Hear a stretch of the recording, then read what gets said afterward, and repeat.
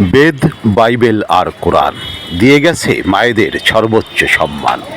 এর বাইরে সব নষ্টদের কলরব। বাংলাদেশ সহ সারা বিশ্বেই আজ পালিত হচ্ছে বিশ্ব মা দিবস। 1908 সালে আন্দোলন হয়ে 1914 সালে এই মা দিবস আনুষ্ঠানিক স্বীকৃতি লাভ করে সারা বিশ্বে। এরপর থেকে মা দিবসের কর্মসূচি পালন করে আসছে সারা বিশ্বের প্রতিটি দেশই।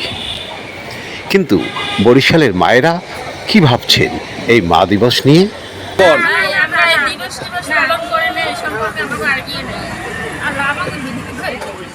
একটু বলেন। আমাদের মায়েদের সম্পর্কে বলতে গেলে অনেক কিছু, কিন্তু আমাদের সম্পর্কে আমাদের সন্তানেরা কি বলবে বলেন?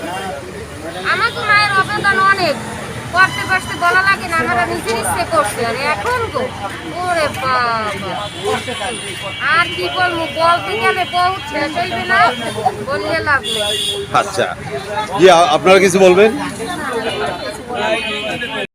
সন্তানদের এসএসসি পরীক্ষা চলছে, তাই চা দোকানে অপেক্ষামান মায়েরা চান তাদের সন্তান সত্যিকারের মানুষ হয়ে উঠুক। আর এই মানুষ হয়ে ওঠা নিয়ে ধর্মগ্রন্থগুলোই সর্বোৎকৃষ্ট পথ প্রদর্শক বলে দাবি মায়েদের। অনেক ভালোবাসি। আমার মা ছোট থেকে অনেক কষ্ট করে আমাদের লালন পালন করছে, কিন্তু বর্তমানের যুগে আপনার যে মাদের যে বৃদ্ধাশ্রম রাখে, কিন্তু এটা খুবই খারাপ, খুবই অন্যায় একটা জিনিস। কারণ যে আমাদের মা অনেক কষ্ট করে আমাদের লালন পালন করে অনেক বড় করছে। আমরা চাই, ঠিক আছে, প্রত্যেকটা সন্তানের উচিত মাকে ভালোবাসা। আর যে মাকে, এই মাকে যে ভালোবাসবা, এটা কিভাবে বাসো তোমরা বলো? যেমন যে তার তো যে মূলত মাকে ভালোবাসতে হবে এ কথা জানে প্রতিটা সন্তান, কিন্তু কিভাবে ভালোবাসবে তা কিন্তু বলতে পারছে না এই কিশোররা। আর এজন্যই প্রয়োজন ধর্মীয় শিক্ষা।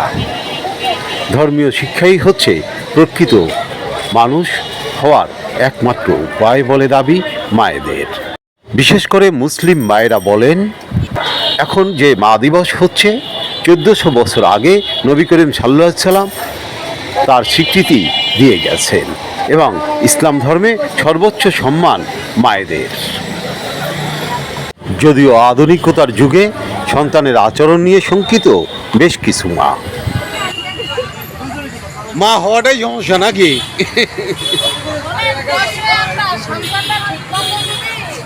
স্কুল কলেজ না পড়াশোনা হয় তাহলে এটা মাদের কষ্ট না বলেন? অবশ্যই।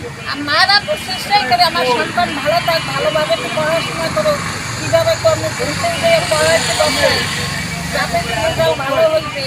মাদের অনেক কিছু করণীয় থাকে। এই যে আপনারা সবাই এখানে বসে আছেন, কেন বসে আছেন? আছে তো এই বাচ্চাদের জন্য।